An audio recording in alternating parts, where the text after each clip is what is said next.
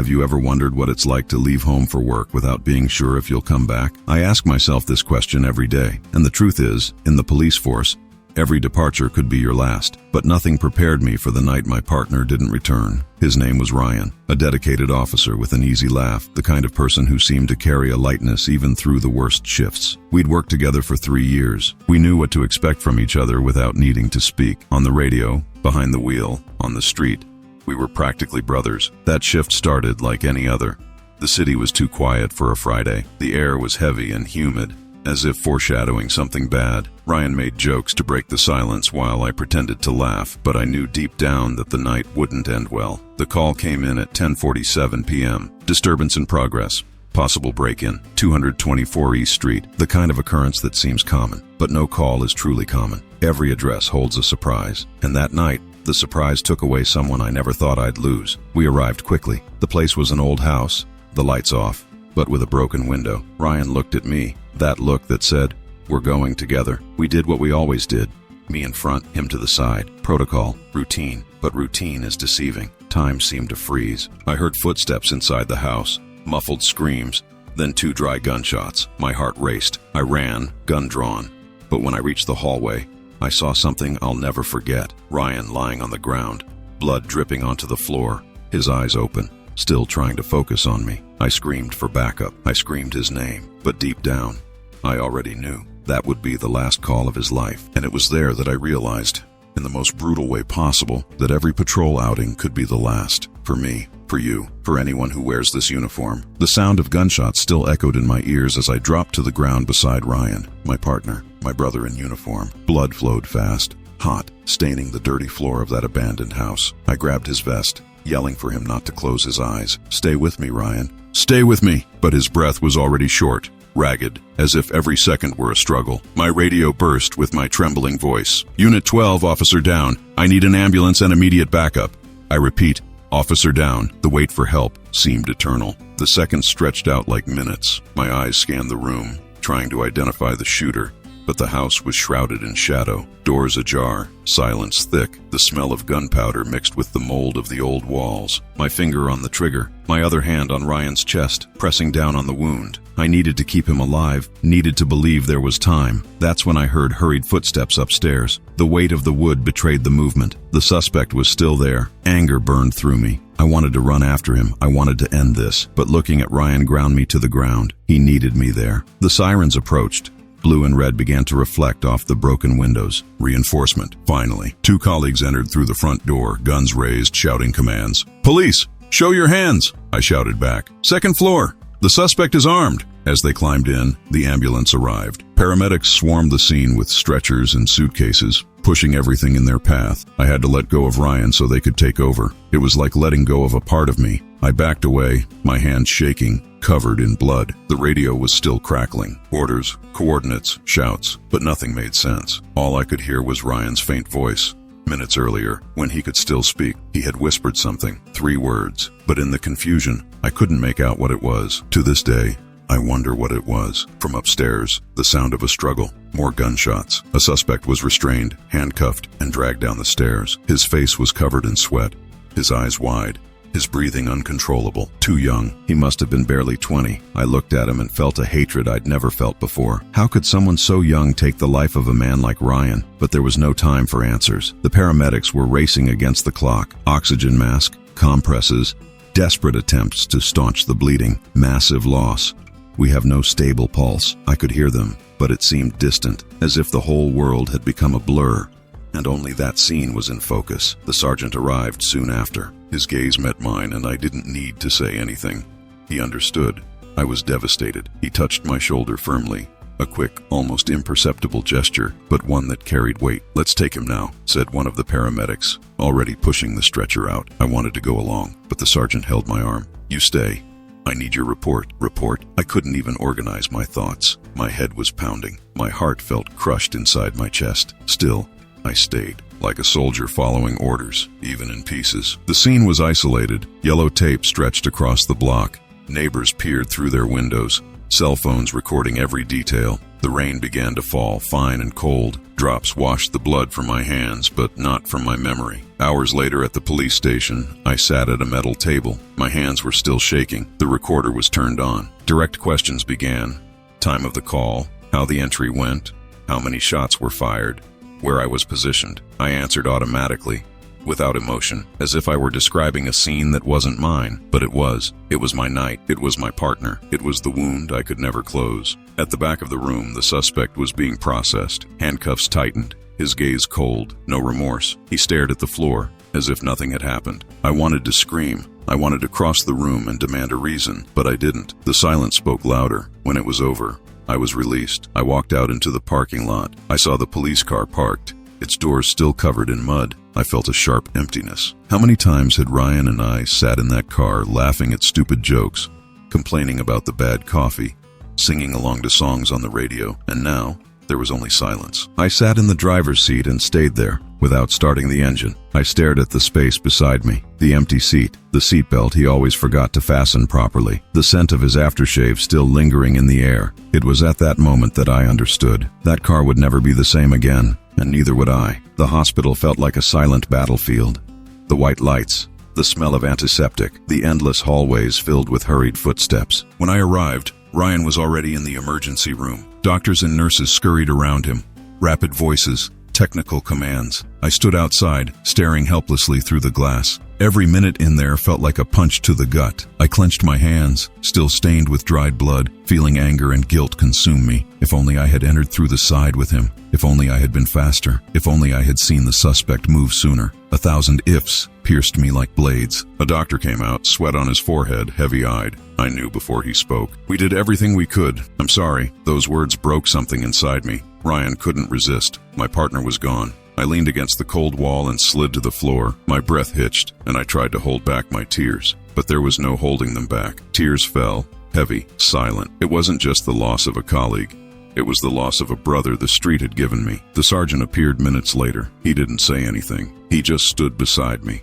A firm presence. It was his way of showing respect. The next morning, the news was already on every channel. Officer killed in the line of duty. Ryan's photos were splashed across newspapers, websites, and television. Cold headlines summarizing an entire life in a few lines. I hated it. He wasn't just another number. He was a human being with dreams, fears, and stories. The police station was silent that day. Each desk felt heavier. Colleagues avoided eye contact with me. Some came over, put their hand on my shoulder, and murmured short words. Others just passed by, as if at a loss for words. I didn't know what to say either. The worst part was calling his family. I didn't have the courage. The sergeant took over, but I went to their house later. Ryan's mother hugged me so tightly it felt like she was trying to hold on to the last living part of her son. His father was silent, just nodding, his eyes watering. His younger sister asked me why. I got no answer. There is no answer. The funeral took place 3 days later. A light rain fell, as if the sky was also in mourning. The coffin was draped with the flag. The sound of bagpipes cut through the air.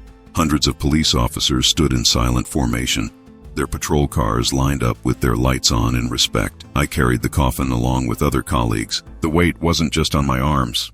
It was on my heart. Each step seemed to crush my chest. When the guns fired the farewell salute, my entire body shook. It was a sound of honor, but also a brutal reminder of all we had lost. In his speech, the chief spoke of courage, sacrifice, and heroes. I listened, but inside me only echoed the silence of the last time I saw Ryan alive. His eyes searched mine, trying to say something I'll never know. After the funeral, I returned home. I opened the door and found everything the same, but nothing made sense. The uniform hung up, the vest in the corner, the boots still covered in mud. I sat on the couch, staring into space. The clock ticked, but time seemed to stand still. The following nights were torment. I'd close my eyes and see the scene again. The dark hallway, the gunshots, the falling body. I'd wake up sweating, my heart racing, as if I were still inside that house. Returning to work was even harder. I got into the police car alone. The passenger seat stared at me like a ghost. The voices on the radio sounded distant. Every call felt like a repeat of the tragedy. Fear seeped into every movement, but at the same time,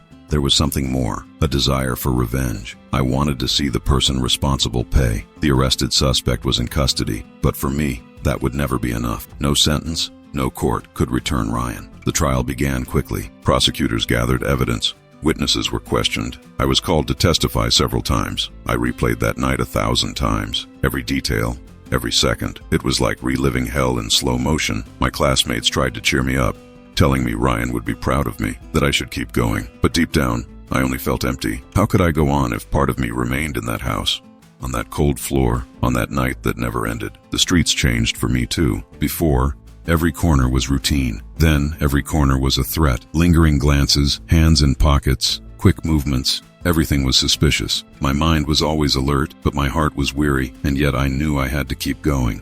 Not just for myself, but for Ryan. Because if I stopped, if I gave up, it would be like killing his memory all over again. It was in this conflict that I lived those first days, between pain and obligation, between anger and honor, between mourning and the uniform. And every night when sleep wouldn't come, I repeated to myself, you have to keep going. But deep down, the real question was something else. Keep going. For what? Days turned into weeks. The case went to court. I attended every hearing, sitting in the front row, uniform impeccable, but inside in tatters. The accused entered under escort, handcuffs on his wrists, head bowed, too young, eyes too cold. He showed no remorse. He showed no fear. The lawyers discussed technicalities, deadlines, evidence, witnesses. For them, it was just another lawsuit. For me, it was Ryan's life being put into numbers, paperwork, codes. I wanted to shout that it wasn't just that behind every document was a childless mother, a father without a home, a sister orphaned without a brother. But in court, feelings don't matter, only facts. I was called to testify. I stood, walked to the podium, and swore to tell the truth. My hands trembled. The questions came. Where I was, what I heard, how I reacted. I answered one by one, my voice firm, but my heart racing. When they asked me to describe the moment of the shooting, my throat closed. I swallowed hard and continued. Reliving it in front of strangers was like being skinned alive. The defense attorney tried to insinuate that Ryan and I had entered without caution, that the confrontation could have been avoided. I felt my blood boil. I wanted to jump out of that chair and finish him off, but I took a deep breath. Control, always control. The trial days dragged on. Every testimony, every detail was an extra weight on my shoulders. At night, I'd return home exhausted, but unable to sleep. I relived it all on a loop. Ryan's face, the sound of gunshots, the body falling. Within the corporation, things also changed. I wasn't the same partner I'd been before. My colleagues understood. I spoke less. I laughed less. Anger was always on the surface. Small arguments escalated into outbursts. The department psychologist called me in a few times. I'd go, sit, but say almost nothing, because how can you explain something that has no explanation? With each shift, the empty bench beside me reminded me of what I'd lost. Sometimes, without realizing it, I'd glance over and almost speak to Ryan, as if he were still there. It was a habit that wouldn't go away, and when I realized what I was doing, the silence swallowed me even more. The trial concluded 2 months later. The jury deliberated. Verdict: guilty of first-degree murder. Sentence: life in prison without the possibility of parole. The crowd applauded in subdued silence. Ryan's family wept with relief. Colleagues hugged me. But me? I felt nothing. No victory, no relief. Because in the end, nothing brings back what was taken away. The system called it justice. I called it emptiness. And it was in this void that I began to change. I began to question the uniform. What did wearing it mean? Sacrifice? Courage? Or was it just a daily Russian roulette where one day it was one's turn, and the next it would be another's? The streets were no longer the same to me. Every radio call was a potential sentence. The fear I'd previously hidden deep down was now always on the surface. My hand on my holster was quicker. My suspicion sharper. I no longer saw citizens. I saw potential threats. And that started to scare me, because the line between protecting yourself and losing yourself in your own darkness is so thin, and I felt myself getting closer to it. A colleague called me one night. He said, "You're not the same anymore. Ryan wouldn't want to see you like this." But how could he know what Ryan wanted? How could anyone understand the mind of someone who watched their partner die just feet away? I just nodded, not arguing. But those words kept echoing. I started drinking more than I should have. Night after night, bottles piled up. The alcohol didn't numb the pain, but it numbed me enough to sleep for a few hours. When I woke up, the hangover reminded me that nothing had changed. My family noticed, friends noticed, but I pushed everyone away. I didn't want advice, I didn't want pity. I just wanted silence. And in the midst of this silence, I realized something. I was becoming someone Ryan would never have recognized, and that realization hurt more than anything. It was then that I decided to return to the scene of the incident. Months later, I entered that house again. The hallway was still scarred by gunshots. The floor was stained, despite the cleaning. It was like returning to the epicenter of an earthquake. I closed my eyes and heard the sound of gunshots again. The scream that never left my throat, Ryan's final look. And there alone I promised myself, I will not let him be just a statistic. I will not allow his death to be in vain. But the question remained, how do you do that? How do you turn pain into purpose when its weight threatens to crush you every day? Returning to that house shattered me, but it also ignited something within me. I understood that either I would sink for good, or I would turn the pain into fuel. Ryan didn't deserve to be remembered as just another number in the statistics of police officers killed in the line of duty. He deserved to be remembered as the man he was. In the following days, I began writing.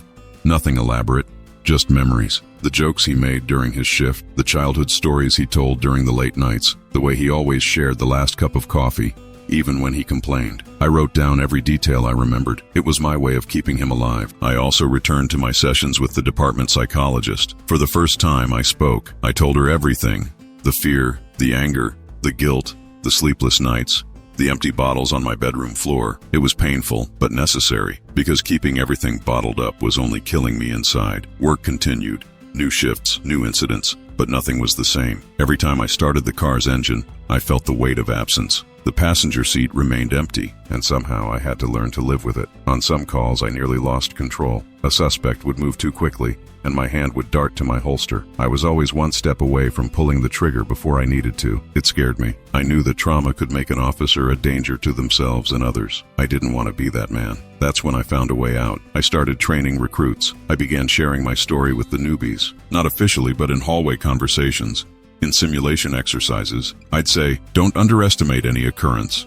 Every call could be your last. I lost my partner because I thought it was just another call. At first, some listened in disbelief. Others looked away, uncomfortable. But little by little, I realized my words carried weight. This wasn't theory. This was real life. This was scarring. And perhaps that was Ryan's legacy, turning pain into a warning so that others wouldn't go through the same. Time hasn't healed anything. It's only changed the way I carry the wound. I still dream about that night. I still wake up sweating, with my heart racing. I still smell blood when I least expect it, but I've learned to use it as fuel. On the anniversary of his death, I returned to the cemetery. I stood silently before the headstone, the American flag fluttering beside it. I placed my hand on the cold stone and said, "You'll never be forgotten, partner." It was the first time I cried without hiding. I cried not only for the loss, but for what I still carry. I cried for all the police officers leaving their homes, not knowing if they'll return. Because this is the truth that no one outside the uniform fully understands. Every departure is a gamble. Every shift could be our last. We wear the uniform knowing this,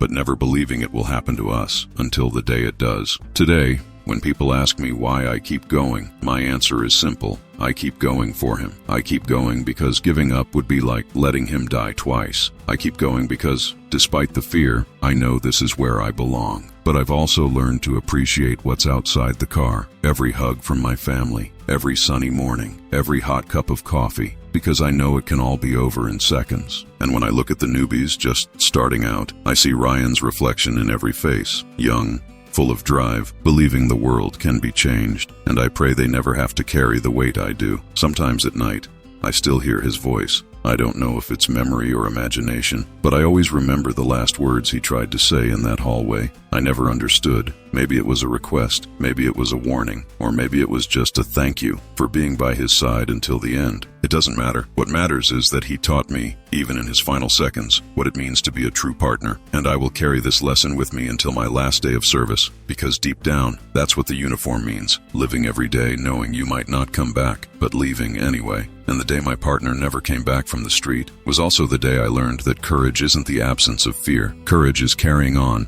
even when broken, even when in pieces, even alone in the front seat of the police car. If this story touched you, don't forget to subscribe to the channel. Here you'll hear real, hard, and unfiltered accounts, straight from the voices of those who've experienced risk and loss firsthand. Turn on the bell so you don't miss any episodes, because each story is a window into life inside the uniform. And stay tuned for the next video, because the street doesn't always give us time to think, and sometimes a split-second decision can change everything forever.